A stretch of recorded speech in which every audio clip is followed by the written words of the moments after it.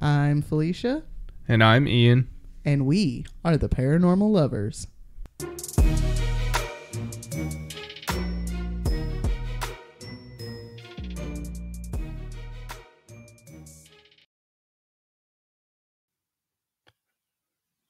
Hello, paranormal dudes, dudettes, and dudays. Welcome back to another episode of the Paranormal Lovers. Hey guys. Hey guys. Thanks for joining us back for another week, episode 63. 63. Finally going to get to Betty and Barney Hill part 3. The finale. The finale. Dun, dun, dun. All right, before we get to that, what news you got? Look, do you do news, or are you going to do We'll do the little bit of business first. We have a sale going on over at theparanormallovers.threadless.com. $13 t-shirts, 40% off of everything else. Pew, pew, pew, pew, pew, pew. And that sale is going on until March 18th. So you guys go over there, check out the St. Patrick's Day stuff, check out Women's History Month stuff. And also, if you guys Power to the people want to support our podcast, we opened up our Patreon again. So you can go over to the Patreon. Patreon.com/the Paranormal Lovers. We have the $3 tier and the $5 tier. Right now, the best is the $5. We're going to add some more stuff to the $3 and the $5 tier. Yeah. But the $5 has the Deadly Lovers show that's a Patreon exclusive that you get with that tier. So if you guys would like to support us, we would really, really appreciate that. It's an extra show. It's an extra show, and it makes me sad. So I would like other people to have it in their head as well. That's horrible. Listen, it is horrible, but it helps to spread some of the sadness. So some people love that stuff, though. They like true crime. But it's not that we like it so much, but it's kind of like know thy enemy. Right. You know what I mean? That's how I heard it described a couple weeks ago. And I was like, yeah, that kind of makes sense. It does. Because women are most likely to be victims of... If you don't have the bad, then you can't have the good.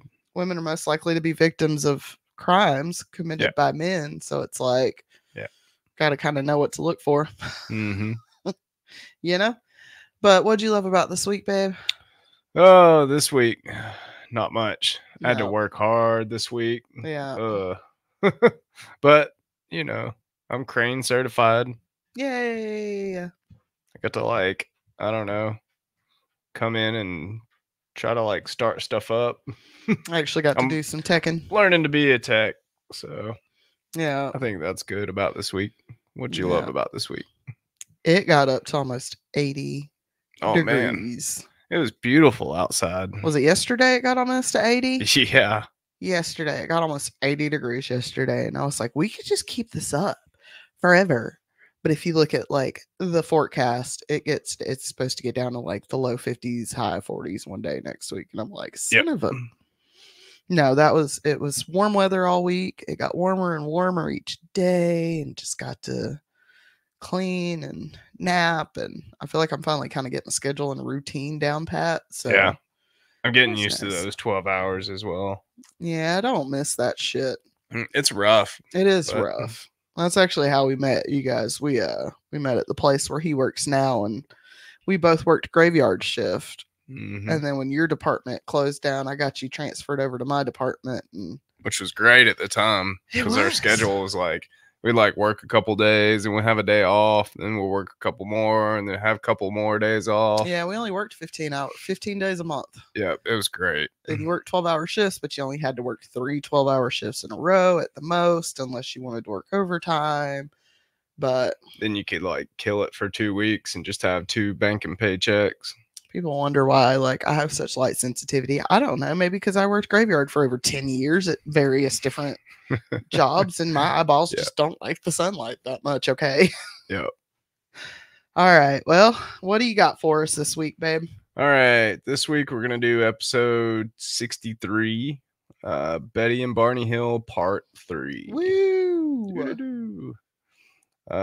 So hey guys, how you doing? Hey, how you doing? Last week we heard from Felicia about the abduction story, the Anderson affair. Wild, right? Andreasen Andreasen affair. I know, I keep having to do it to myself. Andreasen. How about the book? that The book. that she said was shown in her dream. What's Like, up with the Bettys in the books? right. Betty from this story had the same book as Betty in the last story, Or at least just a blue book. right. It was only in her dream. So Yeah, Betty Hill. right, Betty Hill's was in her dream that she was dreaming about, but it came back 6 years later with the Betty Andreasen. Yeah. So we also learned about Betty's dreams and how her and Barney were thinking about doing hypnosis to try to dig into their memories to try and understand what happened to them on the night of their abduction. Now, even though hypnosis is kind of what you make of it sort of thing, uh, we will see what comes from the hypnosis sessions. Barney and Betty Hill were what we call in the South churchgoers. On November 23rd, 1962, they attended a meeting at their church. This was a meeting with a guest speaker. It just so happens that the guest speaker that night was speaking on a subject that Barney and Betty Hill were very interested in: hypnosis. At church? At church, which is kind of weird to me. That seems, as somebody who was raised as a Southern Baptist, that seems real weird. Granted, it was in Boston. Yeah, I mean, it's north of the Mason-Dixon line, but still, it seems strange to have a hypnosis at church. Right. So this guy's name was Captain Ben Sweat. Ben Sweat. Ben Sweat. Ugh. He was an active member of the Air Force. Betty and Barney Hill decided to discuss their interest in hypnosis with Captain Sweat after the meeting that night. So they told Captain Sweat about the UFO that they encountered. They told him of the missing time that occurred in their memories of that night. And Captain Sweat, took interest. Barney and Betty Hill felt comfortable enough to ask Captain Sweat to hypnotize them to try to recover their memories. Now, just because they felt comfortable enough didn't mean Sweat did. Right. He's like, who are these weird people? Even though he was very interested in it too. He wound up telling them no, that they should go to a professional hypnotizer. Yeah, I mean, I would, yeah. Right. So I could see how hypnosis from someone that's not really qualified could go wrong. I don't think I would have told him to go to a professional hypnotist. I'd have been like, therapy. Right. Well, Captain Sweat told Barney and Betty that they should talk to a man by the name of Mr. Stevens. And when they went and asked the man about hypnosis, Mr. Stevens, then he recommended that they see a neurologist by the name of Dr. Benjamin Simon, who was a well-known Boston psychiatrist. So they go to Dr. Simon and do a couple of interviews with him. They tell him that their encounter, and he gives Betty and Barney a preliminary diagnosis. Dr. Simon found that Betty and Barney were suffering from anxiety. I bet they were, with all the stuff they were going through. I mean, yeah, it's valid. Anxiety can be a serious illness for many people. I personally know people that suffer from anxiety. It sucks. You're married to a person who suffers from anxiety. Right. It does suck. Call your friends. Sometimes they just need to know that you're thinking about them. Yeah. Now, could this anxiety cause hallucinations in Betty and Barney? I don't know. Could something have happened that made them severely anxious? Probably. Yeah. Or were they anxious just to find out what was in their missing memories? I mean, if they got abducted, I'm sure they were anxious from that. I mean, yeah, that would probably give me a bunch of, especially if you can't remember exactly what happened. Dang, what did they do to me? And like the most you can remember, you keep getting in dreams. So you're like, is this a memory? Is it a dream? I'm going nuts. You can't really trust your brain. Yep. You're like, I don't know what's going on. Yeah. And I know from personal experience, like when you have impulsive thoughts and intrusive thoughts, yeah, it'll make you feel crazy. Absolutely fucking like, why is my brain thinking? You don't want to be thinking these things, but your brain won't stop putting this shit in your head. So sure, I can't even imagine what kind of intrusive thoughts Betty and Barney are having about anything. Right.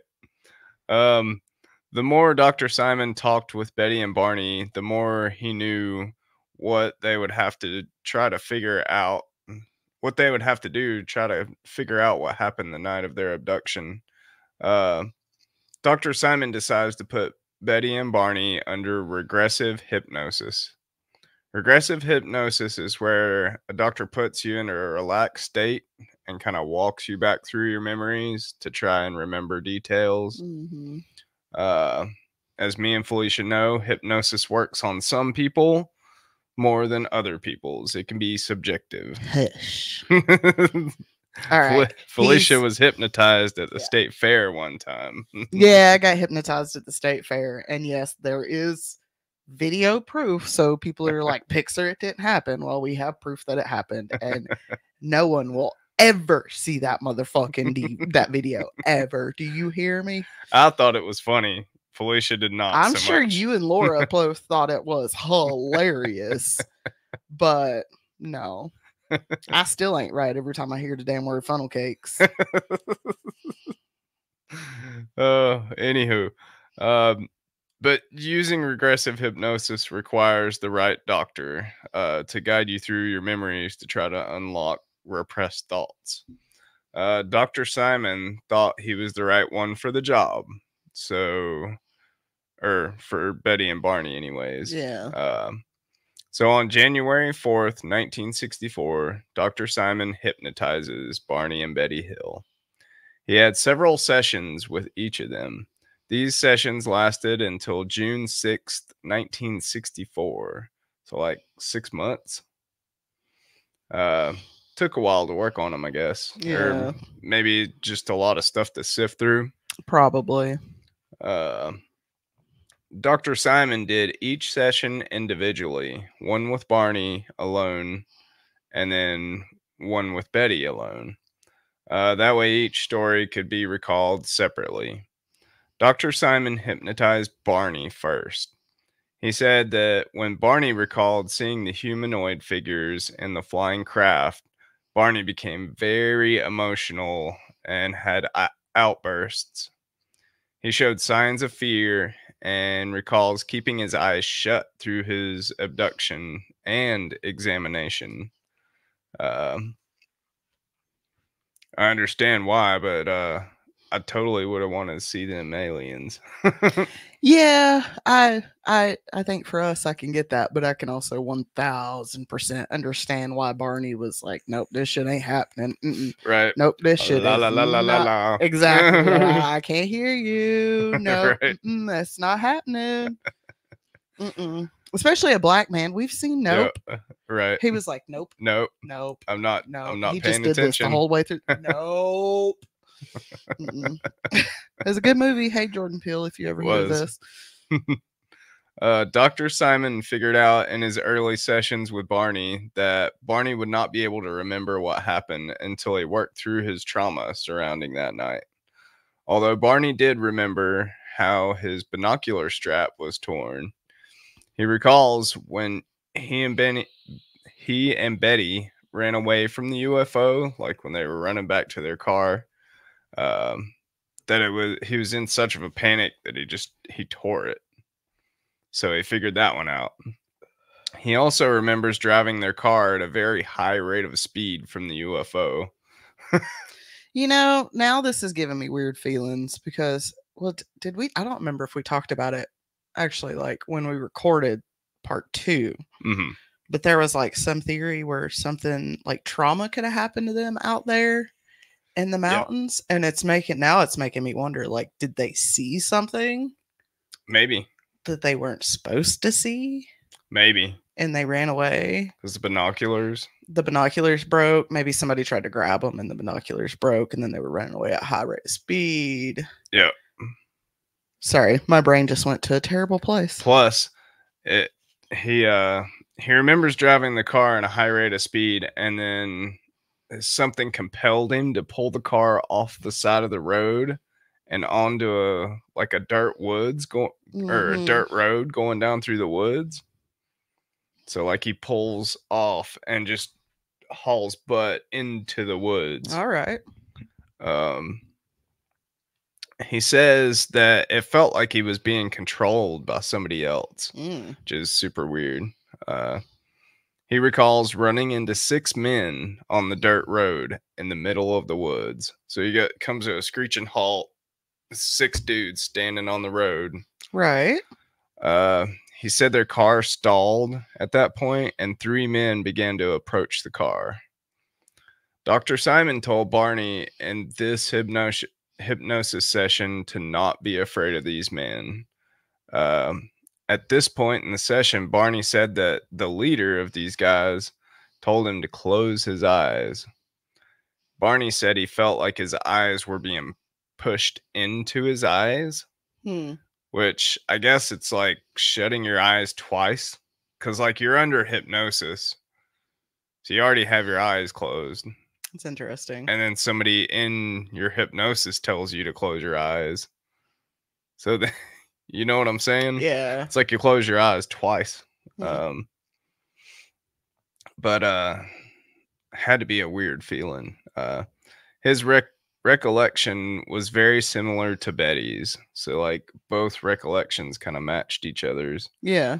He said that the beings would stare at him, and when he looked into the being's eyes, that it terrified him.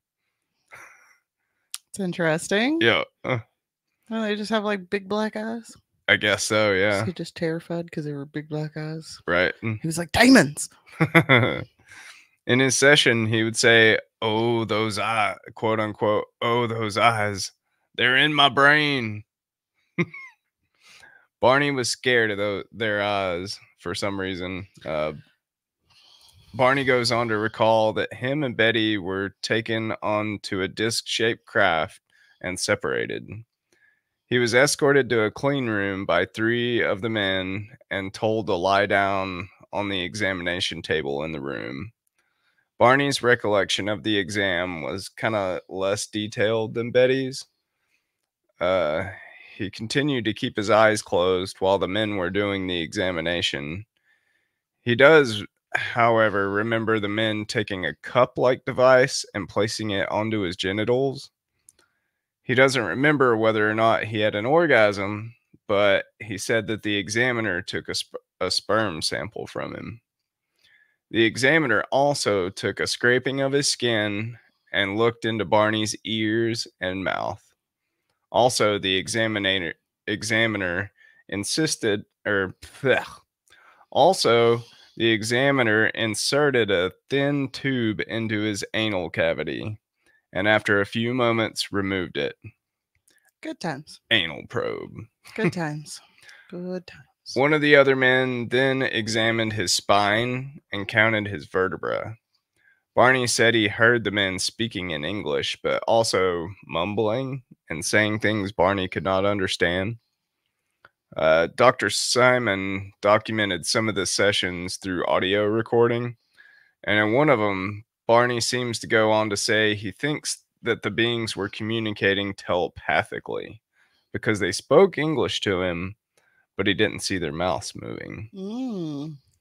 The way Barney described these beings, it kind of seems like there were humans working alongside aliens in this craft. Or BEKs. Maybe, yeah. I mean, yeah, we discussed that on what, the first one? I'm still stuck on that theory. Because like there was, you know, humanoid looking people, but then there was the big headed aliens as well. Barney remembers after the exam, he was escorted off of the ship and back into his car, and then they watched the ship disappear. Now it was Betty's turn to undergo hypnosis. Most of her session she had already remembered through her 5 dreams that she had had. There were some key differences, though, mostly with her capture and release. The aliens, I guess they were just fishing, Okay. catch and release. Yep. Yep. I think that's what most of them do, anyways. Right. But also the technology looked a little bit different than what was in her dreams. You know what? What? Hold up. I'm sorry to interrupt you right in the middle of what you're saying. I just realized that, like, we're animals to the aliens, Yeah. and they're catching us, tagging us, and releasing us back out into the wild Yeah. the same way we do animals. Yeah. The exact same way. You just got that? I did just get that. Okay. Yeah, I did just get that. Like, that's literally what they're doing. They're like, we got to like capture this thing. We're going to run all this test and take all the measurements, and then we'll stick them back out in the wild. And Yeah. See where they go from there. Okay, I guess our creators are aliens. Maybe. So the technology she noticed was a little different than what was in her dreams. The short men looked different to her than they had in her dreams, which I guess those would be the BEK guys. The short men, the 5'4" tall people that are 2 inches taller than us, the short men. Yeah. Okay. I'm still salty about that. Right. So the order of the events that occurred also was different than her dreams. Both Betty and Barney's recollection of the events synced up and matched pretty well, but some of the things they remembered contradicted Betty's dreams. Which, if you're dreaming, your brain's interpreting different things. So, like, I guess it makes sense. Like, it's not going to be exact. We've talked about this before. Like, memory in and of itself is fickle. Right. And so is, like, the regression. Yeah, and doing hypnosis is even worse because, like, if you want to find it, you will. Right. So during Betty's sessions, she was under a considerable amount of emotional distress during the capture and the exam portion of her regression. Betty's distress was so bad during one of her sessions that Dr. Simon had to like completely end the session due to the fact that Betty was screaming and crying. Jeez. So much that it sounded like she was being tortured. Jeez. Yep.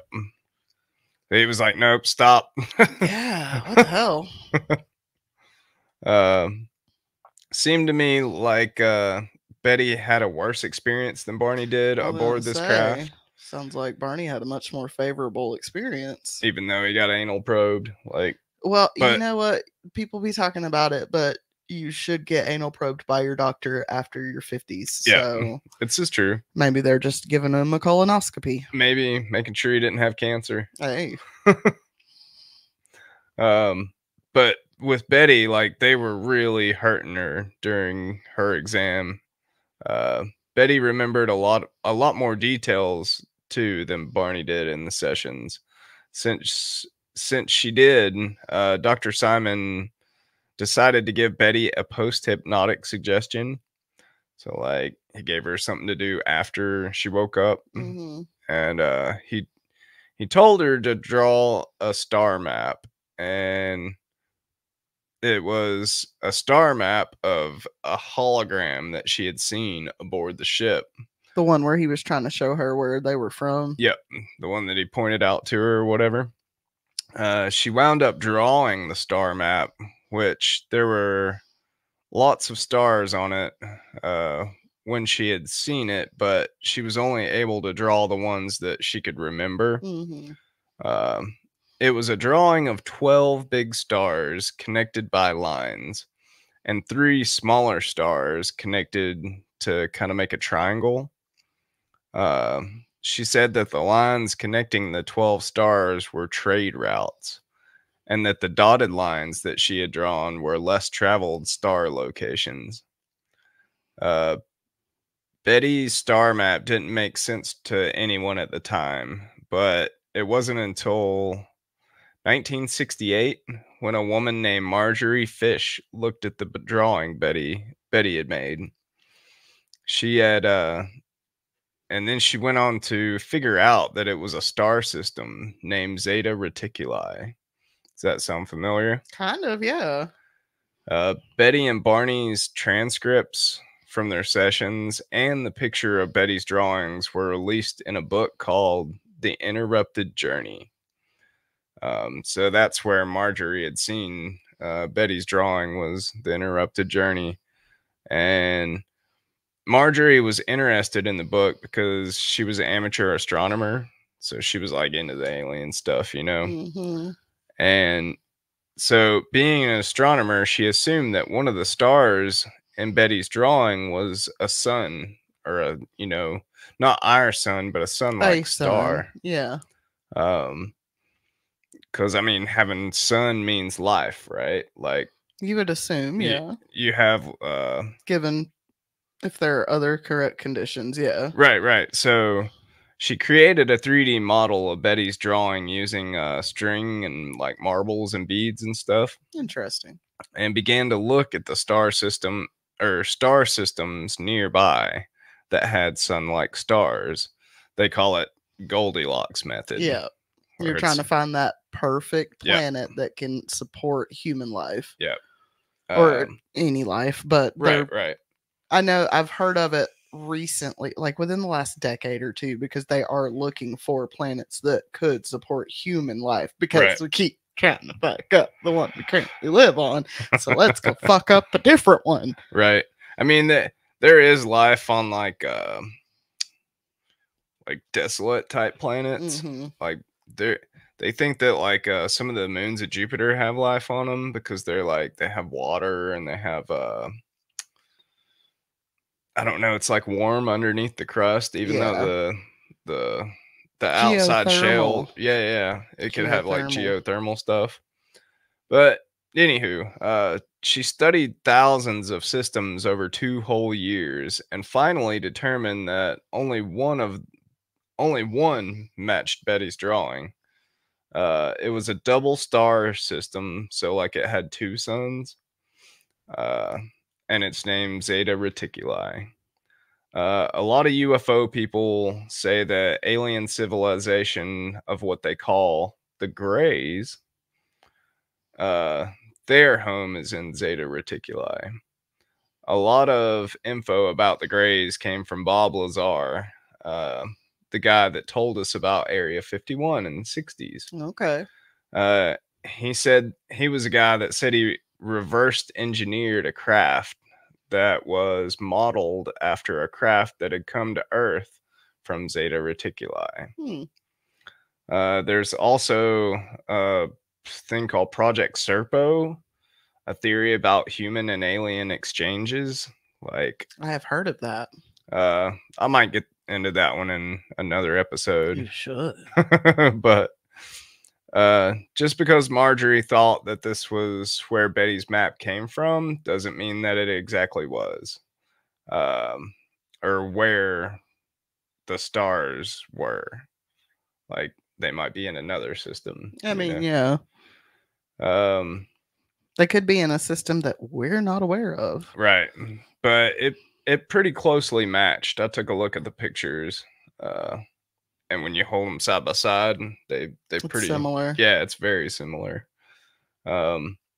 Carl Sagan even looked at Betty's map one time and was comparing it to the system.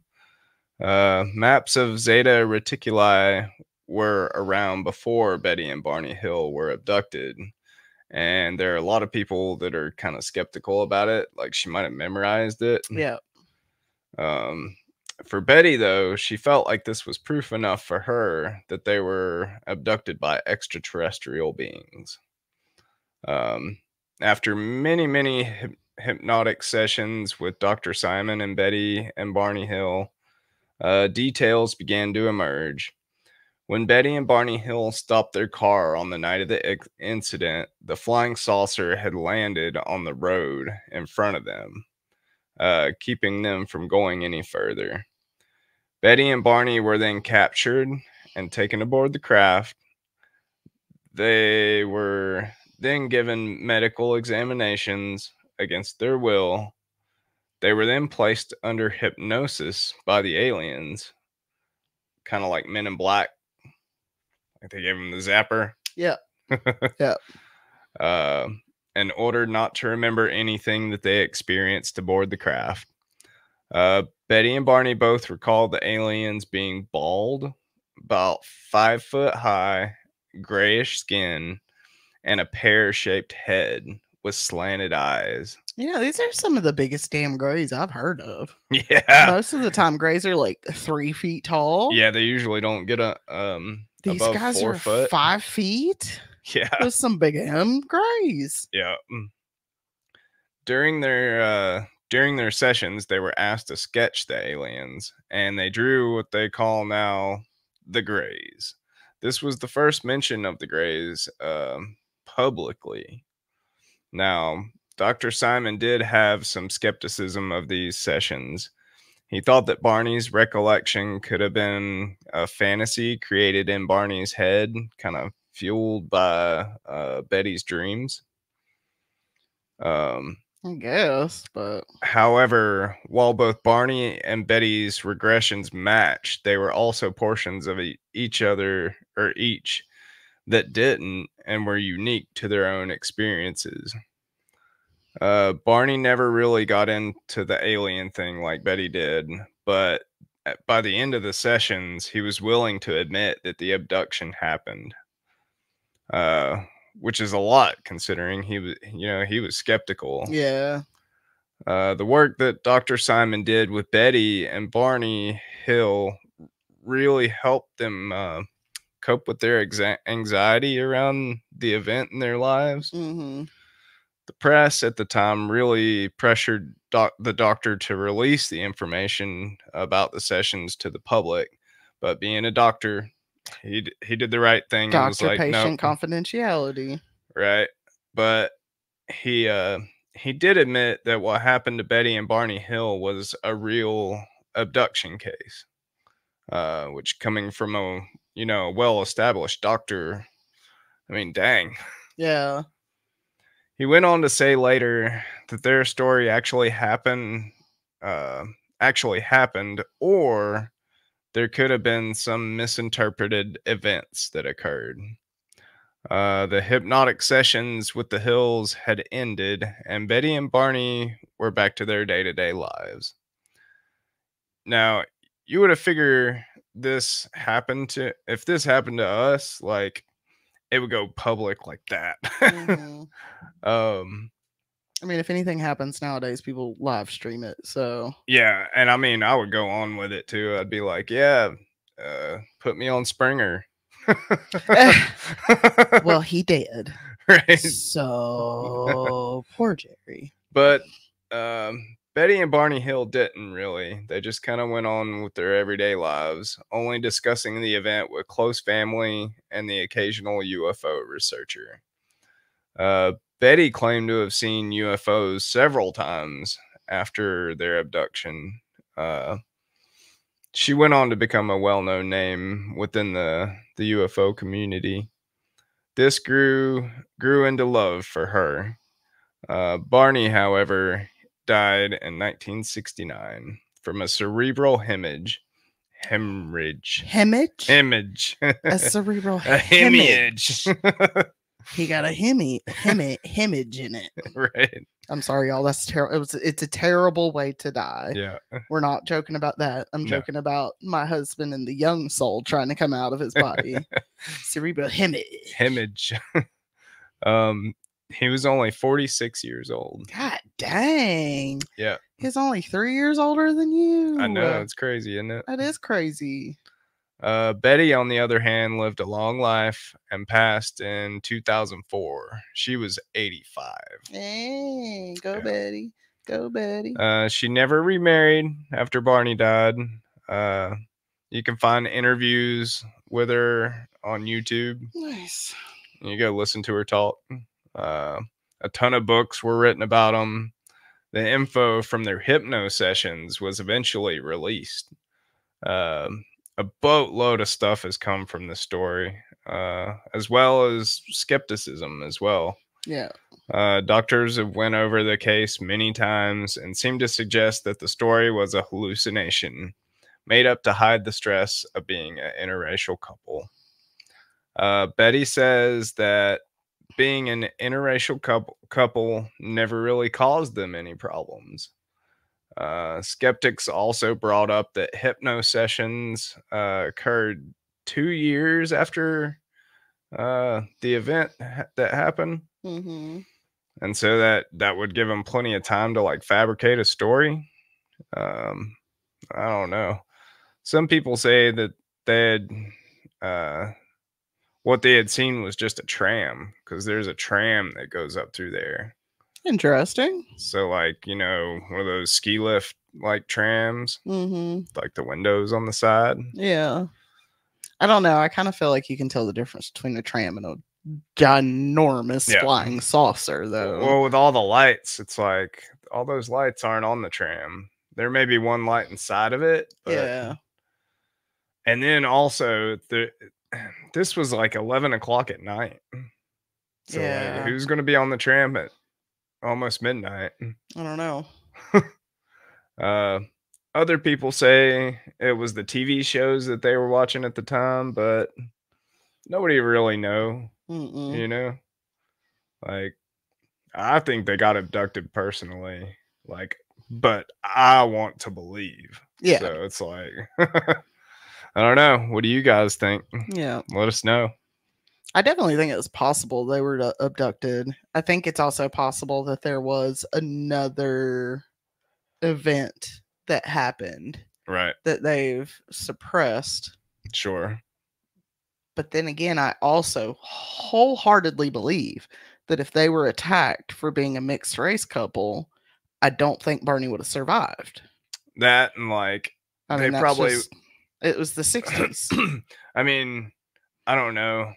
I don't know Barney, so I don't know what he would have done. But if it was me, I would have used it to like push in the civil rights movement that they were doing at the time. And I think he maybe would have. Right. Or maybe not. Maybe he was too scared to. Maybe. Maybe. It's possible. But they didn't. Like, there was never any reports of them having, like, any physical wounds or anything on them from their abduction.